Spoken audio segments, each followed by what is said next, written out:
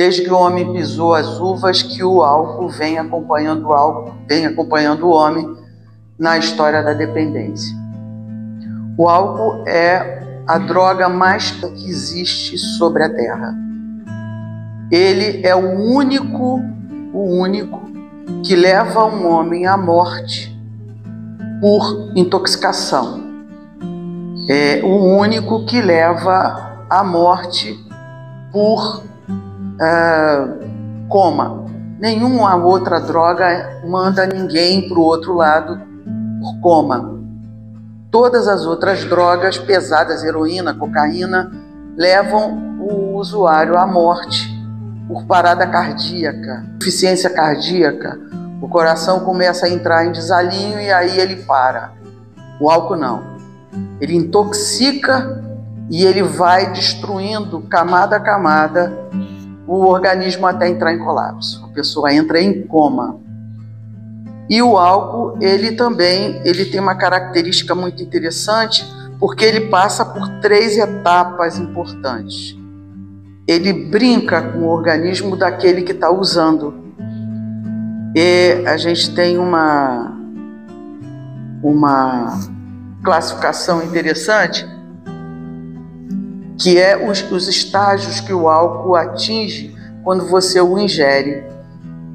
E uma classificação, assim, a princípio, é engraçada, né? Porque o álcool, no primeiro instante, ele tem 3 estágios, e no primeiro instante, ele é um instante de excitação, né? E nesse estado de excitação, a gente faz um paralelo dele como sendo o estágio do macaco. Nesse momento, o ser humano ele fica à vontade, relaxado, brincalhão, falador, né? Então, ele fica assim, em festa. É o primeiro estágio do álcool quando ele bate no organismo. Isso acontece em 2 copos de cerveja, 1 taça a 2 de vinho, 1 a 2 caipirinhas. Então, nesse período, o homem está naquele estágio de felicidade. Chega a ser comparado a algum tipo de remédio relaxante, né? Vamos dizer assim. E a pessoa fica tão eufórica que ela perde a capacidade de vigilância. Então, o perigo dirigindo, parece, não estou bêbado. Mas a capacidade de vigilância é a primeira coisa que perde. Você fica tão feliz que você perde espaço, você não sabe fazer cálculo, você perde a capacidade de dirigir. Então, mas é o momento inicial do álcool no organismo. Como é tão bom, seria interessante que eu ficasse mais feliz, mais alegre, mais descontraído. E aí você bebe mais e entra no segundo estágio, que é o chamado estágio de agitação. É o estágio do leão. Nessa fase, pessoas fantásticas, tranquilas, se tornam agressivas, violentas ao extremo, podem cometer absurdos, do tipo bater nos outros, do tipo parei o carro, desci, ataquei, bate em filhos, bate na mulher. É um momento muito agressivo.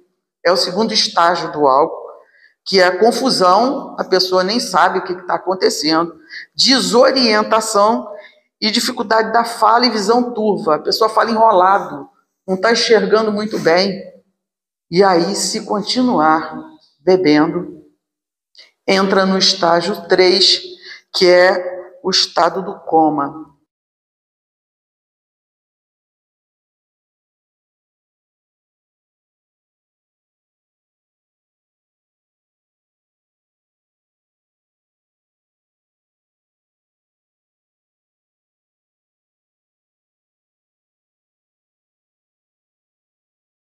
A pessoa perde totalmente o controle do corpo. Ela não sabe quem é ela não sabe onde ela está, e o corpo dela começa a entrar em estado de intoxicação por álcool. E aí ela cai, vomita, pode ingerir o próprio vômito e morrer por asfixia, inclusive. Eu já quase perdi uma amiga assim. Deu sorte porque eu estava na minha casa e eu resolvi visitar essa amiga. E a mãe dela falou assim, ela ainda está dormindo. Quando eu abri a porta do quarto que eu entrei, ela estava deitada de barriga para cima, ela tinha vomitado e o vômito entrou pelo nariz. Ela estava sufocando. Eu peguei pelos cabelos e virei, ela terminou de vomitar. E aí desobstruiu essa região aqui, mas morre por asfixia. Então, e aí entra em coma. Quando começa a vomitar, o álcool espalha pelo corpo todo. E nesse momento o perigo de você entrar em coma e ir a óbito.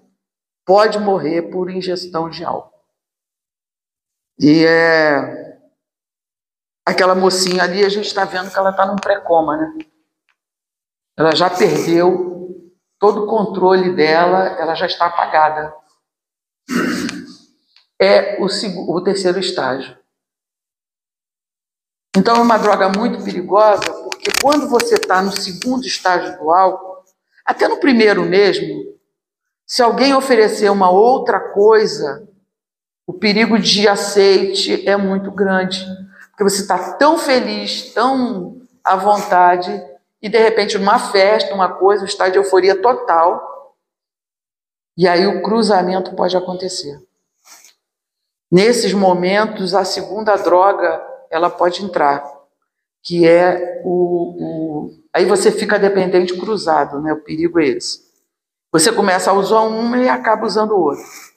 Como a cocaína, ela tira algumas coisas que o ser humano é capaz de fazer, normalmente ela é usada associada a álcool, para dar um estado paralelo. Então você fica muito feliz, fica muito irritado, muito excitado. Esse conjunto de sensações pode levar uma pessoa a se tornar dependente cruzado entre álcool e outras drogas. Mas o álcool é a porta de entrada para qualquer outra desgraça de dependência que possa acontecer na vida da gente. Por isso o perigo dele, e o mais triste de tudo, que ele é uma droga liberada. A pessoa nasce, cresce, se reproduz e morre envolvida com droga. Com álcool, principalmente. Dentro de casa, não há festa sem álcool, não há um aniversário sem álcool, não há uma festa na rua sem álcool, não há uma balada sem álcool, nada disso sem álcool. Todas essas atividades, elas estão ligadas ao álcool diretamente. As outras drogas são consequências. Que eu falei para vocês, se vocês olharem para esse rapaz, ele não está com uma roupa qualquer. Ele está bem arrumado, né? Ele está com uma camisa e parece estar com um blazer. Então, a doença do álcool, ela não é uma doença de pobre. É um engano pensar que aquela pessoa que chega do trabalho e toma uma dose de uísque para relaxar, ela está fora do alcoolismo, porque não está. O alcoolismo é uma doença tão terrível que ela tem várias facetas, né? Então ela pode ser apresentada da pessoa humilde que bebe no boteco da esquina para o outro que bebe um uísque, conforme o seu Israel fala, 12 anos. De uma pessoa que bebe todos os dias para aquele que só bebe nos finais de semana, ou para aquele que só bebe após o trabalho, ou aquele que bebe um determinado tipo de bebida. Então o álcool, ele é tão grave que ele elimina a pessoa por vários caminhos. Não há uma estrutura. A cocaína você tem que cheirar. A heroína você aplica. O crack você fuma. A maconha você fuma. Então são coisas determinadas. O álcool não. Ele é sutil e ele mina de várias formas. Você pode usá-lo em qualquer lugar, do jeito que você quiser, com vários sabores. Se você não gosta de droga quente, você pode beber cerveja, que é gelado. Se você não gosta do gelado, você pode tomar quente. Se você não gosta de gelado e nem da quente, você pode tomar caipirinha, que é as duas coisas. Entendeu? Você pode aquecer numa taça maravilhosa um conhaque e tomar naquele dia de frio extremo na frente da lareira, o que não lhe impede de ser alcoólico. Você é um alcoolista, bebendo da forma que for. Essa de matar, de desmoralizar e de destruir famílias e vidas. Tá? Esse é o álcool. E dessa dependência, né? Bom, a primeira coisa é querer. O desejo de sair da dependência é o que faz você se mover, de buscar isso. Enquanto a criatura não tem o desejo de se libertar, ela não consegue se libertar. Não há religião, não há seita, não há nada que faça essa pessoa sair do alcoolismo. Algumas pessoas podem sair por um tempo, mas acabam retornando. E a recaída, ela pode ser pior do que a vida anterior. Porque o corpo fica tão limpo que quando recai, dependendo do tempo e da idade que você recaiu, a situação é bem pior. Uma coisa é um menino de 18 anos bebendo, outra um velho de 50, né? O troço pode ser muito grave. E aí a pessoa precisando de ajuda, ela tem principalmente os grupos de autoajuda, que vão dar a direção, que são coordenados por um poder superior, conforme cada um deles acredita. E dentro desses grupos de ajuda, eles usam os 12 passos, que foram construídos dentro de Alcoólicos Anônimos pelos homens Bill e Bob. Essas duas criaturas foram os criadores do AA e criaram os 12 passos que auxiliam pessoas que querem sair da dependência do álcool. Esse mesmo programa é usado por narcóticos anônimos, comedores compulsivos anônimos e outros grupos anônimos todos, mas todos só trocam a base da dependência. O caminho é o mesmo dos 12 passos. Ali, todas as vezes que uma reunião de AA vai começar, eles leem isso daí. Isso é um lema de AA. Né? Não sei se vocês estão enxergando, mas eu posso ler. Vou ficar de frente para o Bira, porque ele reclama. Lá está escrito: Alcoólicos Anônimos é uma irmandade de homens e mulheres que compartilham suas experiências, forças e esperanças a fim de resolver o seu problema comum e ajudarem outros a se recuperarem do alcoolismo. O único requisito para se tornar membro é o desejo de parar de beber. Para ser membro de AA, não há necessidade de se pagar taxas, nem mensalidades. Somos autossuficientes graças às nossas próprias contribuições. A AA não está ligada a nenhuma seita ou religião, nenhum movimento político, nenhuma organização ou instituição, não deseja entrar em qualquer controvérsia. Não apoia nem combate quaisquer causas. Nosso propósito primordial é mantermos-nos sóbrios e ajudar outros alcoólicos a alcançarem a sobriedade. Então,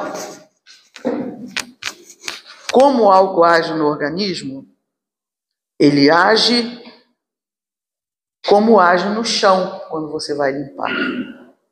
O álcool age no organismo quando você vai limpar qualquer equipamento com álcool. Ele age no organismo como se você fosse borrifar no ar para esterilizar. Dentro dos centros cirúrgicos se usa para limpar coisas. Imagine tecido humano sendo exposto a álcool. É a destruição. O fígado é um dos órgãos mais sensíveis que existe no nosso corpo.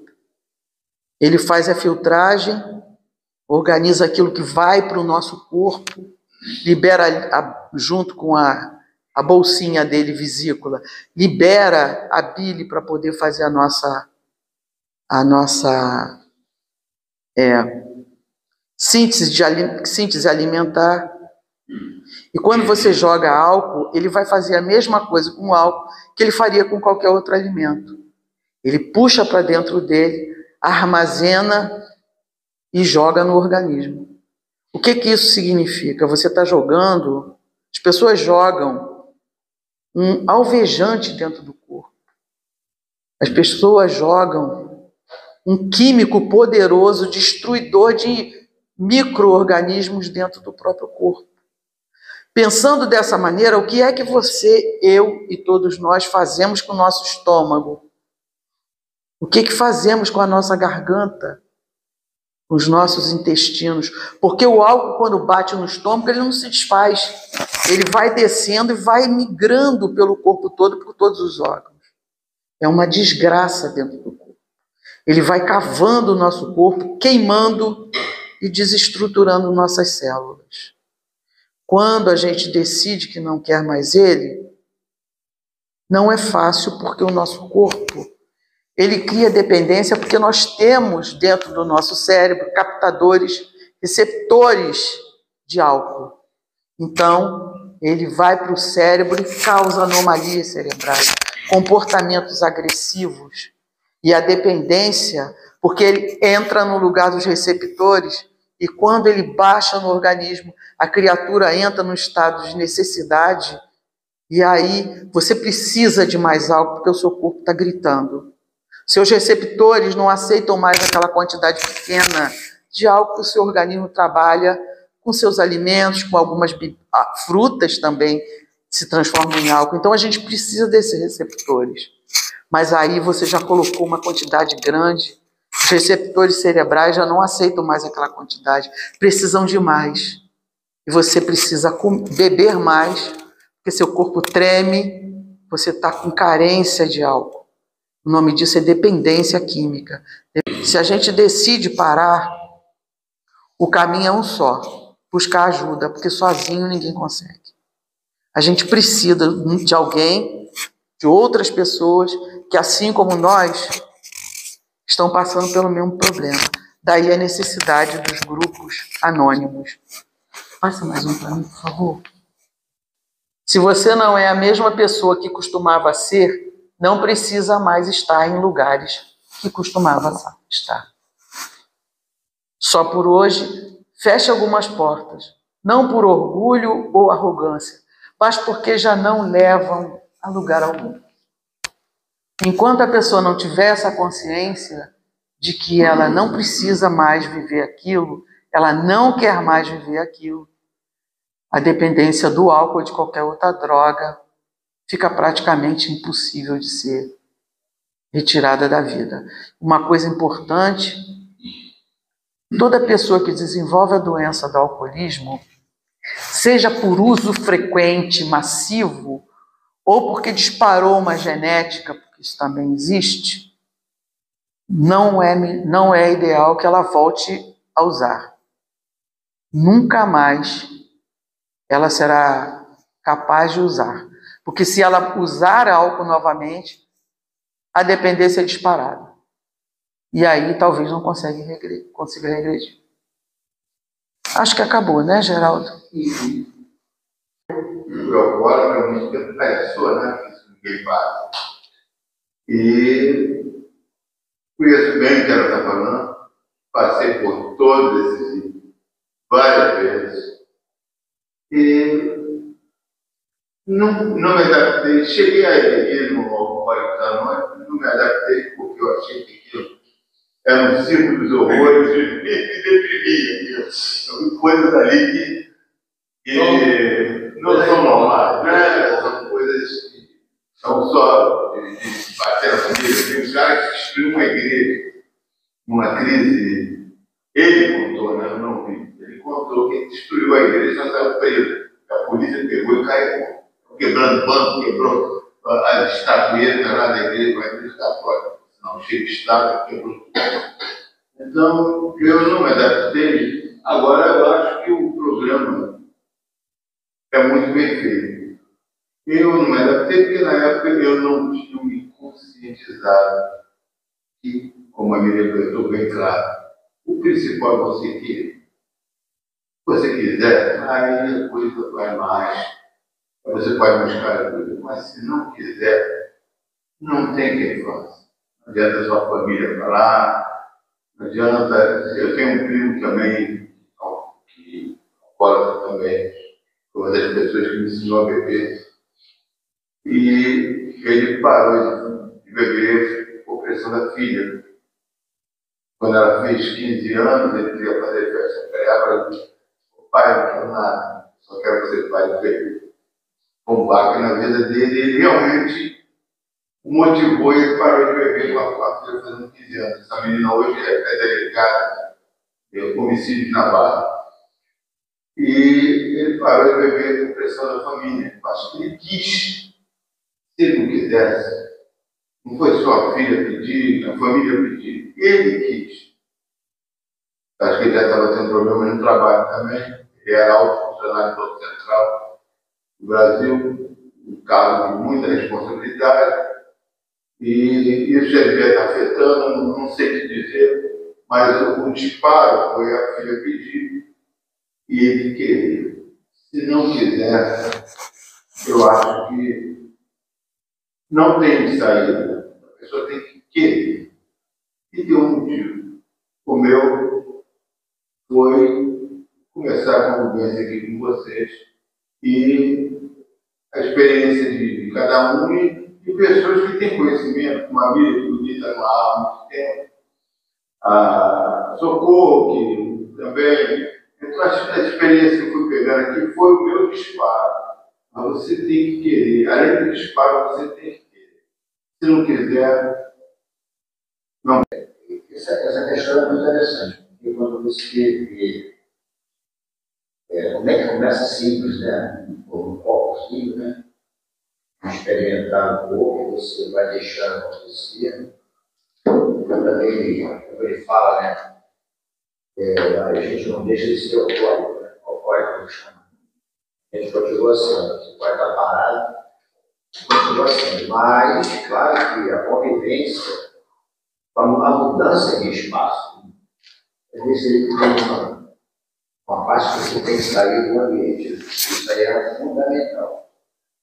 A gente tem exemplo na família, aí deu.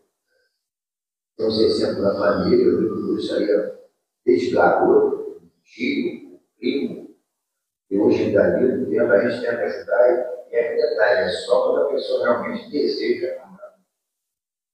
Aí eu, por exemplo, tenho esse meu primo que ficou 10 anos, mas começa a dar os sinais, né? Da convivência com outras pessoas. Aí a gente avisa e agora não jeito de estar. Mas esse trabalho aí que você desenvolveu é muito sensacional. Muito bom e uma coisa sensacional, uma água, eu acho, legal. E a gente já trabalhava passando um tempo trabalhando lá no Jaquim, lá no Leonelia do Maré. Eles têm lá um grupo de água.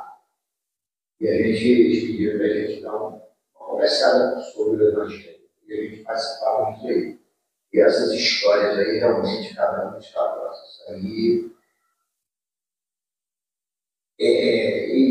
realmente, a pessoa, quando está envolvida, quando está com vício dele, fica difícil. Por mais que você faça. Vamos pela minha família mesmo, minha mãe mesmo, meu tio, que era irmão dela. Não adianta pedir, pelo amor de Deus. Esse exemplo desse companheiro aí, que a filha pediu o presente e conseguiu aceitar, para mim é sensacional isso. Eu vejo muita gente aí, filha, que tem pedido com chorar, porque não adianta falar nada. É porque tem duas coisas interessantes com relação ao álcool.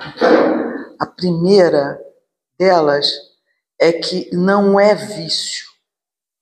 Eu até nem falei isso na palestra. Não é um vício. Você arruma uma doença do álcool. Isso está no CID, né? Então é uma doença alcoólica. E a segunda coisa que a gente tem que prestar atenção hoje é que, por ser uma droga livre, lícita, né? A quantidade de doenças secundárias está aumentando assustadoramente. As famílias adoecidas e os filhos adoecidos estão assim para todo lado. Então, quando você fala porque você é codependente, aí o outro diz assim, como assim todo mundo agora é codependente? Sim, Porque você desenvolve codependência quando você cuida de alguém doente. Você desenvolve codependência quando você tem um filho adolescente que você fica ali em cima, você adoece com isso. Então, as formas de adoecimento são muitas. Mas com relação à bebida, isso fica muito mais grave, por quê? Porque todo mundo está bebendo, né?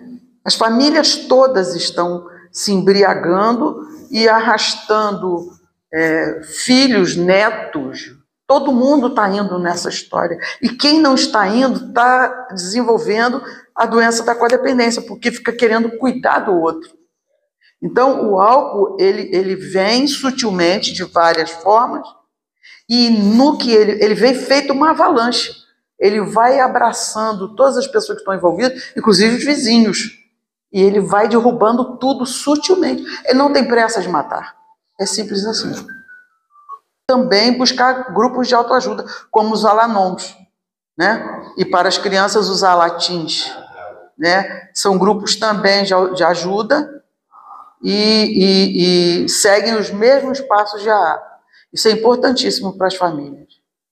O usuário de álcool é que ele sempre vai ter uma justificativa para usar aquilo que o agrada, no caso aí o álcool. Quando você entra num grupo Al-Anon, você está passando por um momento de ansiedade, porque o familiar ele sente até uma palpitação esquisita, um aperto na garganta quando vê o outro começar a beber. Porque sabe que o outro vai entrar num estado muito ruim, que ele está correndo risco, ele está correndo perigo, ele pode ter um infarto, ele pode morrer, ele pode bater com o carro. Começa a vir uma série de pensamentos horrendos que aquilo fica o tempo inteiro vivendo com a pessoa que é familiar do usuário. Quando ela entra no grupo de ajuda, o Al-Anon no caso, o que acontece? Ela vai fazer os mesmos passos que o alcoólico faria. A primeira coisa que ela vai fazer é o passo 1, admitir que é impotente perante o álcool daquela pessoa. Não há o que fazer. Você não tem poder para impedir o outro de usar. Essa é a primeira coisa. Após você ter essa certeza de que você é impotente, você vai passar para o passo 2. Só que isso é feito junto com uma série de pessoas que estão ali, todas vivendo a mesma coisa que você. O maior problema que nós temos hoje com familiar de alcoólico, e que é muito pouco entendido, é que se ele não se cuida, cuide-se você. Parece uma coisa egoísta, mas se você não se cuidar, se você não tiver a consciência de que aquela pessoa está adoecendo seriamente, isso é muito perigoso, ainda mais numa idade assim. Se você não tiver essa consciência e você se posicionar, você vai ficar pior do que ele. Essa situação vai ficando tão grave dentro de casa que daqui a pouco chega-se ao extremo. E é por isso que as famílias se desfazem. Mas às vezes, e não é o seu caso, mas às vezes há uma necessidade de que você se afaste. Há uma necessidade. Há uma necessidade de que você deixe que o outro seja responsável pela escolha que ele teve. Porque todos têm que ser responsáveis. Agora que eu não entendo. Antigamente tinha os anjos do AA, que eram pessoas que iam em busca de usuários. E sentava-se e ficava conversando, virava amigo, e aí convidava para ir para o grupo. Algumas pessoas têm esse comportamento em alguns grupos, né? Esses anjos de AA. E a primeira pergunta que essas criaturas faziam é: a forma que você bebe não lhe incomoda? Porque às vezes a pessoa está bebendo porque ela está adoecida e não consegue parar. Mas isso está me incomodando. Eu não quero mais, mas eu não consigo porque ele está sozinho naquela coisa. Foi essa frase exata que fez o meu marido parar de beber. Ele trabalhava num bar para poder pagar a bebida dele. Sujo, largado, não tinha onde dormir, não tinha casa, não tinha o que comer. E essa pessoa acolheu ele porque viu nele uma pessoa boa, apesar do álcool. E aí deu a ele a história dele servir no bar. E ele ficava servindo para as pessoas em troca de cachaça. E um dia tinha um rapaz bonito, sentado lá, arrumado, limpo, e ele foi servir o rapaz.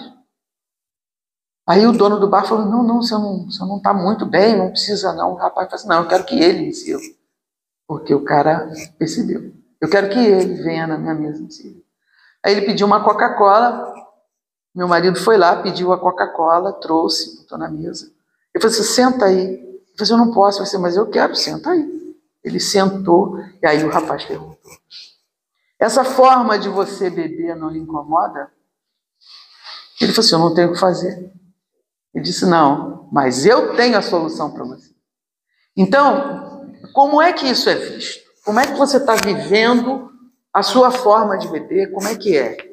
Sabe? Porque se a sua esposa está entrando no estado de desespero, está ficando ansiosa, toda hora está falando, está chamando a atenção, você está bebendo demais, você está... Tem algo errado.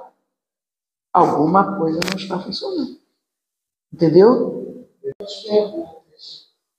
Por que as frutas se transformam em álcool? Você comentou.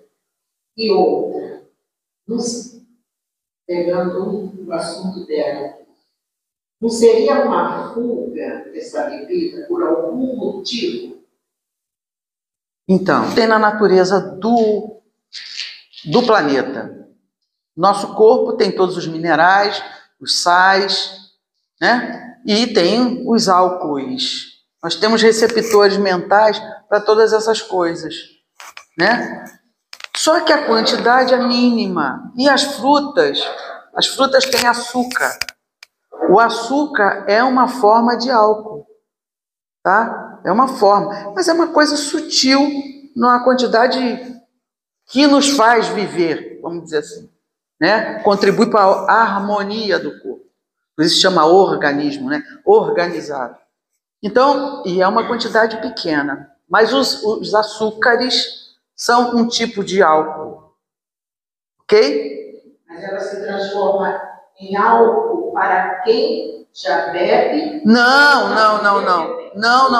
A não ser que você pegue a uva, fermente, aí o açúcar dela modifica e fica com teor de álcool altíssimo. Então é para se preocupar uma pessoa que gosta muito de fruta? Não, nem um pouco. Nem um pouco. Era a fase do álcool. É a fase onde se chama até, é como se fosse um relaxante.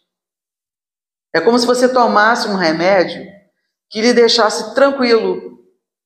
Entendeu? Está no mesmo patamar dos remédios que nós usamos para nos dar tranquilidade. Nessa fase. Nessa fase, você fica relaxado, você não liga para as coisas, você vai dormir, ou você está num ambiente de muita alegria, você fica eufórico e tal, com aquelas 2 doses, 1 dose e tal. É essa fase que ele está, entendeu? Se ele tomar mais 2, aí lascou-se. Ele vai para a segunda fase. Aí é perigo. Comigo já no final, eu tenho 68 anos, e quando você bebe rotineiramente, a primeira dose, a segunda dose já te deixa, já te joga no segundo estágio. Isso eu passei, Sim. Estou falando por experiência própria. E pelo convívio com as outras pessoas que também bebem. Quando você não tem hábito de beber, você vai tomar 2 doses, 3 doses, para chegar a mudar de estado. Mas quando você bebe compulsivamente, a primeira dose já te joga no estágio 2. Pelo menos isso se passava comigo. Com todo mundo. Eu sempre disse aqui, eu gosto da bebida, eu gosto de beber. Eu gosto de beber bebida boa, não bebida vagabunda. Eu gosto de beber cachaça. Mas gostava de um whisky, estava de 24 anos. Aí eu bebi 24 anos porque não tem dinheiro para comprar. Mas como eu trabalhava no aeroporto, eu tinha facilidade desse tipo de bebida. Gostava da champanhe francesa, gostava de um bom vinho. Mas um bom vinho começa $500, não é para o meu bolso.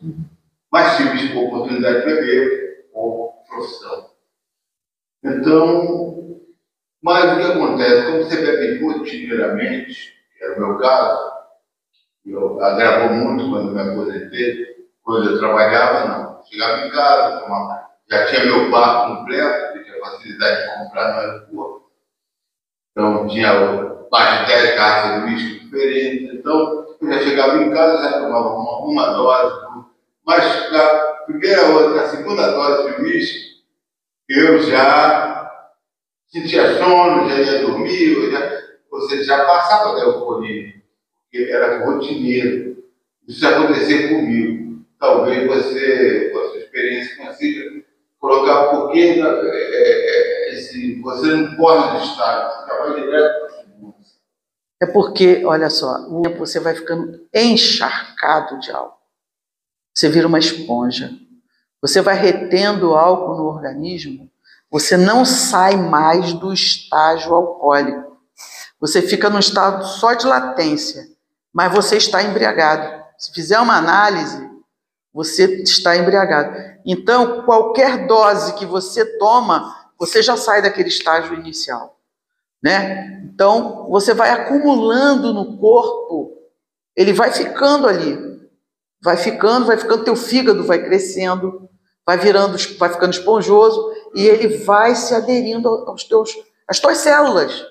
Você vira um caneco alcoólico. Caneco humano. Porque o álcool não tem pressa de matar, seu Israel. Ele vai ficando no corpo e você bebe anos, até que comece a aparecer as sequelas e as tragédias. Mas ele fica no organismo, sim, fica retido. Eu acho, a minha visão como amigo, ele é um social. Isso é o meio hoje. Exatamente. É o meio hoje. Então, eu acho que um pouquinho de paciência, tolerância, talvez ajudasse mais do que ficar. Sabe, isso é o meu. Uma outra coisa que eu observo, o trabalho de quem vence, esse consumo do álcool é muito forte. E eu vejo a maioria das pessoas, quando falam assim da sua vivência, são pessoas que nos transmitem mais uma tristeza do que alegria, ter vencido uma fase, ou várias fases importantes da vida. Aquele rapaz que você trouxe aqui, e temos que marcam, né? Eu estou há 16 anos, 11 meses e 28 dias. Eu sei que isso é uma marcação para ele lembrar que ele é importante, que ele não pode dar mole. Mas eu acho que isso deveria ser incentivado. Vamos falar isso com mais beleza. Eu acho que isso entrelaça mais. Eu vejo assim até um certo ponto frio. É como se a parte do sentimento não fizesse parte disso tudo que ele faz. Eu não entendo isso. Eu sei por quê. Eu fui a orar aqui em Itaguaí. No dia que nós fomos, me impressionou a fala em tratamento. Ele falava: eu estou tão alegre, porque esse final de semana eu voltei a poder sair para passear com minha neta.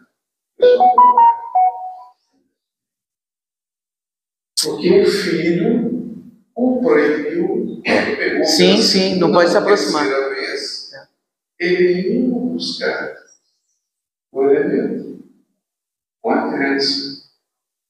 Então ele foi impedido, ficou um período da vida, impossibilitado de ter acesso à neta. Mas ele estava falando com alegria. Isso é bacana. Vocês podem observar que a fala do Israel não está falando assim para agora. Papai, eu estou arrumando, Senhor. Graças a Deus. E graças a esse convívio, é diferente a fala dele. Eu não sei se tem alguma coisa a ver. Sei lá, eu acho que... É porque às vezes a pessoa sente muita tristeza de não ter descoberto aquilo antes. Isso a gente tem que viver. Porque não joga para frente.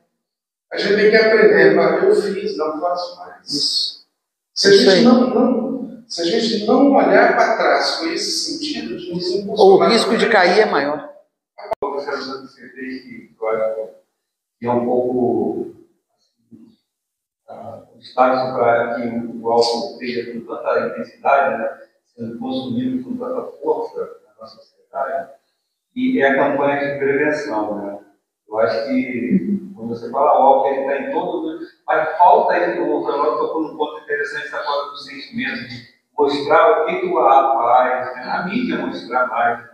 E o trabalho de prevenção que a gente aqui, de certa forma, nós estamos trabalhando para a prevenção já há 2 anos, né? De IVA, peça de teatro, seminário, por aí vai, né? Cursos. E isso ser levado com mais intensidade. Então, eu sinto falta, se você concorda, né? De ter isso nas escolas. Eu fiz ontem um estudo lá no Centro Falar sobre Família e Droga, e eu, sem querer, eu achei um material que eu, até da época do seu marido, né? A gente fez um trabalho aqui no Tabagismo e eles chamaram a gente para fazer um trabalho na escola, 2 escolas. Eu fiz um apanhado aqui, a gente tinha aqui do Nealta, né? Algumas coisas que eu já tinha, e botei no data show e tal. Aí eu, sem querer, eu vou usar esse material de mais de 10 anos, né? E está atualizado. Está lá atualizado, mas eu peguei e falei, caramba, e essa questão de levar para a escola, levar para os hospitais, onde tem essas pessoas com sequelas de acidente, e mostrar o trabalho do lado, alinhado, a mídia, né? Eu acho que está faltando isso. Aí a gente tem papel em relação a gente tenta fazer, né? Mas eu acho que tem muito mais. Né? Mas, infelizmente, isso depende de questão política, de recurso financeiro, e uma série de outras questões que a gente não consegue alcançar plenamente. A gente está fazendo o mínimo aqui, mas podia ter sido feito mais. Né?